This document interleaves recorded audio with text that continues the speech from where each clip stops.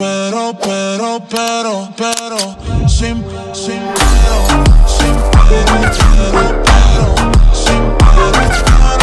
ra đểการ make up របស់ខ្ញុំគឺអត់ដែលរំលង3មុខនេះទេ Cushion BB UV AK7 Sunblock គឺជួយការពារកម្ដៅថ្ងៃការពារកម្ដៅ UVA UVB និងកម្ដៅ LED ដូចជាពេលដែលខ្ញុំថតគឺខ្ញុំត្រូវតែប្រើភ្លើងខ្លាំងៗដើម្បីឲ្យឃើញវីដេអូនេះច្បាស់ស្អាតល្អអញ្ចឹងគឺងាយនឹងកើតដាច់រុយឬក៏ជាប់ដូចគ្នាបន្ទាប់មកខ្ញុំត្រូវដាក់ BB ពីលើបន្ថែមទៀតដើម្បីធ្វើឲ្យសាច់មុខខ្ញុំម៉ត់ glow glass skin បន្ថែមទៀតហើយថែមធន់នឹងទឹកបានល្អខ្លាំងមែនទែនធម្មតាតែពេលយើងថតគឺត្រូវតែបែកញើសហេអញ្ចឹងបើសិនជាអត់ធន់នឹងទឹកទេវានឹងហៀញើស TikTok ព្រាបឡាក់ពេញមុខហ្មងតែនេះគឺអត់ទេធន់នឹងទឹកខ្លាំងមែនទែនទោះបីជាបែកញើសកម្រិតណាក៏នៅតែខំជាប់ស្បែកមុខយើងម៉ត់កាន់តែបែកញើសកាន់តែម៉ត់ស្អាតហ្មងបន្ទាប់មកគឺត្រូវតែដាក់ cushion ពីលើហើយដាក់ cushion ហើយគឺកាន់តែស្អាតស្បែកមុខគឺម៉ត់ glow glass skin ដូចកូរ៉េអញ្ចឹងហើយអ្វីដែលកាន់តែពិសេសរបស់ cushion ហ្នឹងគឺជួយបិទបាំងស្លាកស្នាមបានយ៉ាងល្អខ្លាំងមែនទែនជាពិសេសបងៗដែលគាត់មានស្នាមមុនឬក៏ស្នាមអីមួយអញ្ចឹងនៅលើស្បែកមុខដាក់ជាមួយនឹង cushion ពីលើមកធានាថាបាត់ឈឹងដូចគេបេះហ្មង AK7 ជាជម្រើសនៃយុវវ័យសម័យថ្មី